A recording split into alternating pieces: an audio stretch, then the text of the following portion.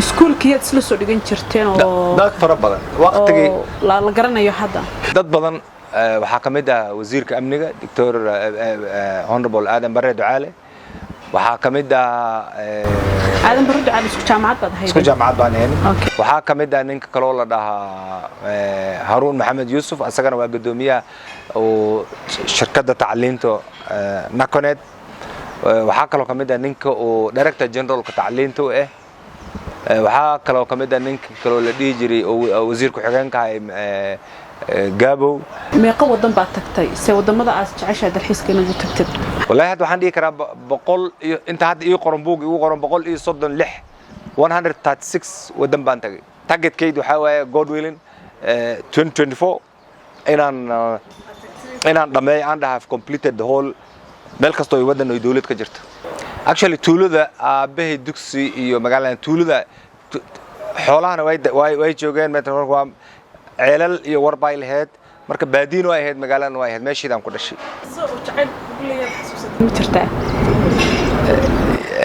of course yes السلام عليكم soo dhawaada asxaabta magacaygu waa Ansel ku soo dhawaada barnaamijka taariikhda shakhsiga oo maanta marti noogu yahay Dr. Aadan Keenan oo in badan aad shaashadaha ka daawateen isagoo siyaasad ka hadlaya hase ahaatee maanta waxaan ka hadli doonaa oo soo koobi doonaa taariikh nololeedka Dr. Aadan Keenan oo isagu noo soo koobi doonaa soo dhawaada ayaan idin leeyahay mudane soo dhawaaduna waxaan rabaa inaan wax yar aan u soo koobno dadka siyaasad badan inta badan ka hadasha laakiin waxaan rabnaa dadku inay wax ka ogaadaan Aadan Keenan waa kuma sidoo soo barbaaray baan rabnaa inaan wax ka ogaano marka ugu horeysa waxaan ku weydiinayaa xageed ku dhalatay taariikhda dhalatay iyo barbaarintii aad nasiibka u yeelatay aad ku soo kortay bismillaahir rahmaanir rahiim Aadan Keenan Dr. Aadan Keenan wuxuu ku dhashay tuulo yar oo asxaabito la dhaha kamid ah countiga Mandera aabihi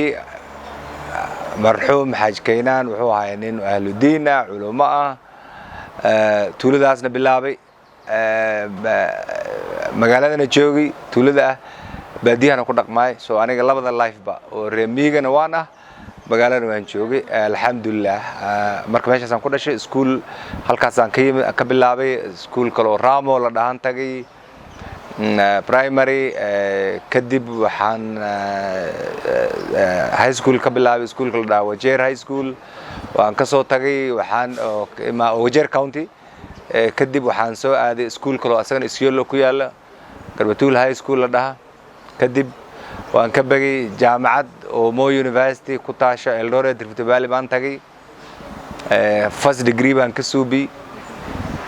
second degree baan ka suubi kadib ganacsi baan bilaabay ما شاء الله markaas kadibna mudiyarna waan shaqeey okay intaan ganacsigaas aadin waxaan rabaa inaan horto barbaarintaadi halkaas aad ku soo dhalatay waqtigaad magaalada ku dhalatay adoo meeqa sano jiraad baadiyihii dib u aaday actually tuulada aabahay dugsi iyo magaalada tuulada xoolahana way joogeen meesha ceelal iyo warbay lahayd marka baadiin way ahayd magaalada way ahayd meeshiidan ku dhashay asxaabito la dhaha tuulo yar bay ahayd oo war weyn leh oo ceelal leh meeshiidan ku dhashay aabayaana bilaabay odageena meeshiidan ku dhashay soo marna dugsiga magaaladan joogno marna xoolahan raacayna marna qorahan soo gurayna mar labada shaqo aniga oo aan soo maray waa ka soo baadiyahan waan fahansan iskuul markii la xiro baadiyaha baan aadayni magaaladan waan joognay looda baan soo raacayni geela erga ceelahan qori soo gurayni biyaha baan soo qaadayni dugsiga meeshan ka aqsanayni soo life kaasna zaid baan u fahansanahay xoolaha markay fagaadaan waan aadi jiray waqtiga maxaad ku xasuusataa aad waxyaabaha ma jiraan aad ku xasuusatidoodan ilaawin waqtiga yaraantii adoo marna magaaladii joogo tuuladii joogo marna baadiyihii aadi yes mar shaqo badan marna dugsi baan akhrisanay marna biyaha soo qaaday maxay la meesha biyaha laga soo qaadaa iyo tuulada 1 kilometer u dhaxaysay marna xoolii baan raacay marka multi purpose waqti hadda way adagtaa adduunku isbedelay hadda aad meeshiid waxay noqotay caasimad oo magaalo weyn weeyaan waqtigaas meel yar baa ahayd marka maraa birkood biyaha macallimiintu soo qaaday meeshu ay deganaayeen meeshu ay ka fogeed marka shaqo xoolaha markay fogaadaan iskuulka xiriyaan xoolaha baad aadi marka ma sha Allah shaqadaas aniga shaqada aad ugu fiicneed oo qaban jirtay si fiican baan u fahansana life kaas baadiyan waa life of very interesting or good free from hustle yani adiga so taas si fiican baan u fahansana magaaladani waan joogni waan soo aragnay marka intaas qaybtaasna iskuulaha ilaa iyo first degree second degree kadib markaan ka bagay aan bilaabay business so marka iskuulkii markii aad tagtay iskuulkii aad isla soo dhigan jirteen oo dad fara badan waqtigii la garanayo hadda dad fara badan run ahaantii iskuulka markaan ku jirnay Soomaalida dhan oo jaamacadda ku jirto waqtiga inay 56 baan ahayn waqtigaas ba 56 صح dad badan waxaa kamid ah wasiirka amniga Dr. Honorable Adam Barre Ducaale waxaa kamid ah Adam Barre Ducaale isku jaamacad baad hayday isku jaamacad baan ahayn waxaa kamid ah ninka kale oo la dhahaa Harun Maxamed Yusuf asagana waa gudoomiyaha oo shirkadda tacliinta Nakonet waxaa kaloo kamid ah ninka oo Director General ka tacliinta ah waxaa kaloo kamid ah ninka kale oo la dhigi jiray oo wasiirka xigeenka Gabo waxaa kaloo kamid ah rag fara badan actually aan isla joognay jaamacaddaas laakiin wixii halka wadan ahaan isku nidaam aan ahayn ambassador FAB asagana halka uu joogay Egerton I mean Jomo Kenyatta halka uu joogay marka dad fara badan oo actually Soomaalida waqtiga anaka waxay jaamacad galay dad yar bay ahaayeen konton lix oo Wajeer Mandera Garissa konton lix baan ahayn 56 our total number maanta ceeldaas kii baa ilaa 5,000 oo ruux oo jaamacad ay ugu jiraan marka adduunka wax badan baa isbedelay kadib business baan galay dawladdu ma shaqeynayso shaqadii ugu horeysay qabatay maxay ahayd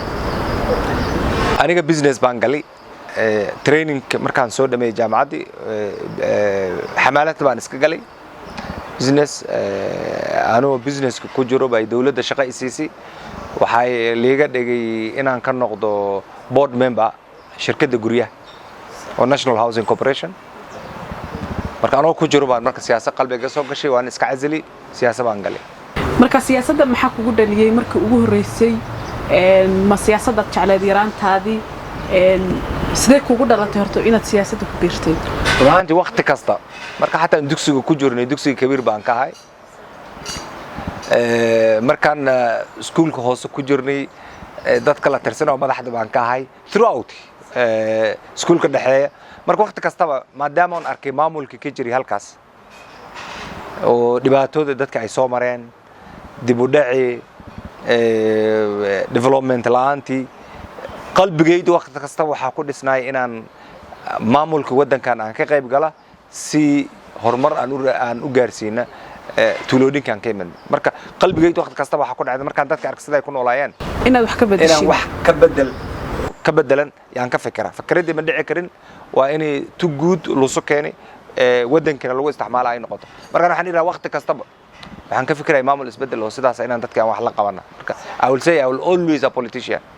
jaamacadda markaan ku jiray madaxda jaamacadda baan kamid ahay high school markaan ku jiray madaxda baan kamid ahay mar walba adigu waxa qayb oo madaxda baan level kastaba Wajeer high school markaan ku jiray madaxda baan kamid ahay oo Wajeer Garbatula markaan imaaday madaxda baan kamid ahay Moi University markaan tagay madaxda baan kamid ahay iskuulka hoose marka waqti kastaba dadka laga bulshadaas la tashtan baan kamid ahay kamid ah marka wax cid kugu sii talis kugu sii dhiirigeliso ku tiri iyo siyaasadda wad ku fiican tahay inaad dadkana wax ka bedeshida gal ma jireen runtii inaan siyaasad u istaago waxaan goostaan oo jaamacadda ku jiro sanadkii 2000 iyo ما يكون يسقال بقول يسقاشن إلا بدي أنا جامعة دولي كجور بان قصدي أن استاجو لكن مركز دم وحيس قبون ومعمول كي جامعة دستور كي جامعة يوتي سياسة دي هايو قصبتين عن دبوا النقطة استاجتان كي سياسة مركز وقت كستبا هذا مر والبعض كيف فكرة سينا سياسة دك الشيء إن سياسة وما هو طلع دتك عن ودن كأن نحكي قلنا مركز سياسة مركز سوق الشيء وحي وهريات كبلوضي محلباني ماذا كبلوضي مسا شقوي حلواني ماذا كبلوضي صح بس اللي ديجان كهذا لقاته دورته علاس ما كسر ما يحل يجري قلبك وجير ويست صح وجير وست أكسب حدا مركي وجوريسي وجير وست dadku inta badan waxay isweydayaan keenan markay maqlaan doctor keenan wuxuu la soo shaqeeyay ilaa 4 madaxweyne oo wadanka Kenya maxaa la dhihi karaa ku suurta galiyay inay waqtigaas dheer aad la soo shaqeysay ilaa waqti xaadirka la joogo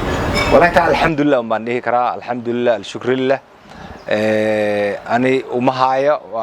waqti kasta ilaahay waxaan baryahay sida wanaagsan inuu ilaahay la tuso nafara runaantii qalbigayda markaan siyaasad galay waxa iga dhacsaneed inaan wax isbedel ah oo muuqdo oo dadka arki karaan inaan dadka u dhaafo dhaxalnimo aan ugu dhaafo tiin ilaahay waa noo hirgeli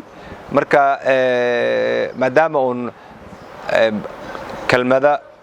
ku dhisan wax isbedel ah oo dadka anfici kara niidayda ay ahayd waqti kasta dadka markaan u sheego dadkana waa aqbalayeen way ogolaanayeen tii waxay fursad keentay inay muddo badan li soo doorto alxamdulillah dadku soo hayna maad weyn baan u hayaa anigana aan ka fikirin wax dadka hoos u dhigaya oo kaalintayda aan ka soo baxo waqti kasta wixii dadka u ballan qaaday aan suubiyo markii waxay u soo keentay wixii aan qabtay aan doonay wixii aan ballan qaaday wixii aan qabtay in wax isla socdo ay noqdaan dadkina ay ku qancaan marka tii anoo daayar baan soo galay madaxweynihii hore mooy wali mucaarad baan ku soo galay waqtiga suga waa adkeed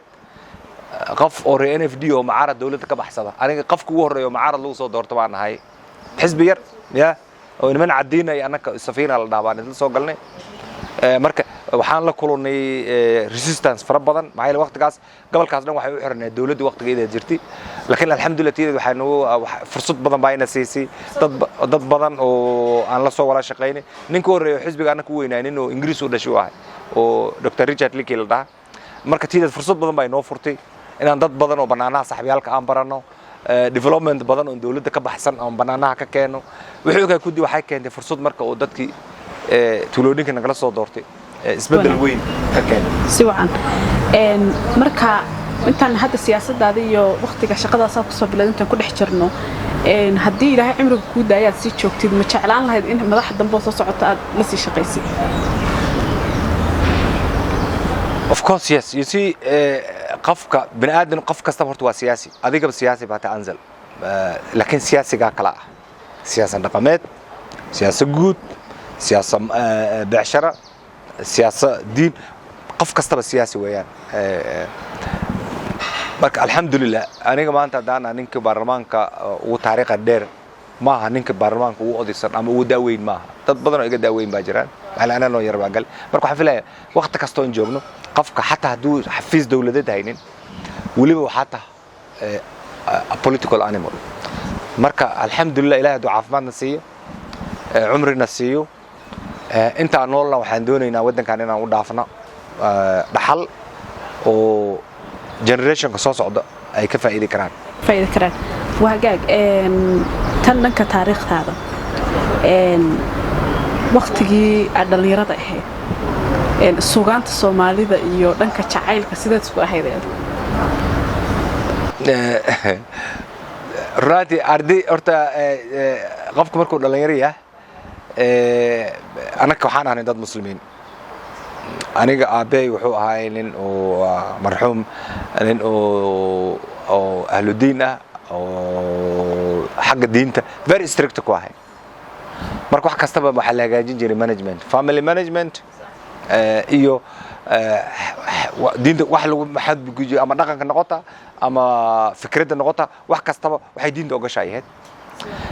نين أو دين إيو تعلمتي وهو جانسنا وانا هاي objective كيدوي وحياة أنا تعلمت ملك صارة so determination كيدو حياة stage كاست أو تعلمت أنا success كوجارة ما كفرصة دوين وما هينين أرماهن كلو دلعة بركدبنا نغيرنا بدن على صوماري ضد بدنو إيش اللي جعل هذا واجرين لكن قدام بينتي جور يعني جور سدي ما شاء الله هذا وحنا grandfather وقت الدون وحنا قندنا إله ديره great grandfather so تاسواتي أو family of course yes you see لو هذا ترتميسي traditionkii iyo dhaqanka jiray magaalada iyo wixii laga filayay iskuulka. So tii waa inaad balance hagaajisid. So I will say everything else waxay kama baxsaneen dhaqanka Soomaalida iyo dhaqanka diinta. hagaag su'aalaha ugu dambeeyaan rabo inaan wax ka weydiiyo waqtiyada qaar markaad fasax leedahay aadan waqti haynin oo siyaasadana maaragtay aad fasax ka tahay maxaad waqtigaaga ku lumisaa waxay la farqan horta aniga manabarkood jaamacadan baraa macallin baan resource person baan u jaamacadda kuwa halkana resource person baan u shirkado badan oo adduunkana consultant baan behind the scene aan ka suubiya tii shaqada lii soo doortina waan ku dhex jiraa family mom waan carruur masha Allah baan leh waqti badan yaan siiya ama tarbiyayntoodii carruur badan baan u grandfather wixii dhan oo meesha liiga soo doortina aabahood baana waqti kasta gacantayda full weeyaan from morning to evening shaqa baan qabaa adduunka dhanna waan soo wareegay 187 196 wadanka 136 baan tagay soo hadda meel markay liis aad liiraa waan fiiriyaa haddaan tagay uma kaca so adduunka dhan waan soo wareegay actually meel yar kale baa iin hereen so culture badan waan soo arkay wadamo badan waan soo arkay so hadda waxaan suubinahay waxa waaye wix maalintaas aan suubay waa wax dadku faa'iideyn kareen ay noqdaan ama diinti ama carruurtii kuweydi kuwan awowgu ahay saaxiibyaalkood kuwa dadkii soo doortay kuwa kala guudo saaxiibyaalka leh soo step kastoon qaada waa inaan waxaan ku xisaabtamaa maxay faa'iidadeeda diinta maxay ku kordhani soo waqti nin oo baadiyo ku soo korina waan socdaa waqti kasta soo at least galabtii hadaan soconin subaxdii waan soconaysaa it's part of my program waxagaag suugaanta Soomaalida gabayadii haday tahay iyo heesihii ma jiraan waxyaabo isku madadaalis waan ku xumaytaa raad ya waan ku xumay zaid aan u xumaytaa maanta hadii la dhaho keenaa hal marti qaado maxaad jeclaan lahayd in lagu marti qaado haday cuntooyinka dhaqanka Soomaalida tahay iyo haday cuntooyinka hadda ay tahay wallahi waqti hore ka horo hilibka ya zaid cuna hilibka waliba eriga haddana malayda xoogo ku soo daray galluun ku soo daray soo hadda maadaama adduunkii cuntada nafteeda ay leedahay isbedel badan organic food iyo waxyaalo badan ay ka dhaceen ani dhaqanka Soomaalida wali aan ku cuntada cuno waa cunto Soomaali wahagaag meeqa wadan baad tagtay se wadamada aad jeceshahay dalxiiska inaad tagtid wallahi hadda waxaan dhihi karaa 100 iyo inta hadda ii qoran buug igu qoran 136 136 wadan baan tagay Africa ku diiwaan tagay Europe ku diiwaan tagay Asia qayb baan ka tagay soo qaybta hadda ii dhiman waxa weeyaan Latin America Latinka bisa ku dhiman Latin waan tagay qayb Brazil iyo Panama waan tagay meelii dhiman waa ku diiwaa ii jasiiradayaal kala islands so taana targetkeed waxa weeye God willing 2024 inaan dhameey aan have completed the whole meel kasto ay wadan ay dawlad ka jirto inaad adduunka soo dhameysada rabta hadda that's what I'm calling the mission complete xagaas wax badan baan isku xiraaya wadan kastoon tagana nood baan ka haystaa waxagaag aad baad u mahadsan tahay xildhibaane waqtigaaga quruxda badan soo kaaga mahadcelinaya intaas waxa ku soo gabagabeynayaa barnaamijkii taariikhda shakhsiga oo marti noogu ahaa Dr. Aadan Keenan oo xildhibaan laga soo doorto deegaanka Eldas oo dawladana in badan la soo shaqeeyay ilaa 4 madaxweyne xildhibaan soo ahaa aad baa kaaga mahadcelinayna kambaniga Faras Taxi ma ogtahay inaad isbuuc walba ka sameyn kartid lacag 2,000 adiga oo qaadanaysid Faras Taxi haddii aad 5 trip qaadatid waxaad ku guuleysanaysaa 500 oo faras maylisa haddii aad qaadatid 15 trip waxaad ku guuleysanaysaa 1,000 faras maylisa haddii aad qaadatid 30 trip waxaad ku guuleysanaysaa 2,000 oo faras maylisa adigoo lacagta u bedelan kartid M-Pesa card iyo internet haddaba ka faa'iideyso offerkan oo furo isniin walba si aad lacagtan u samaysid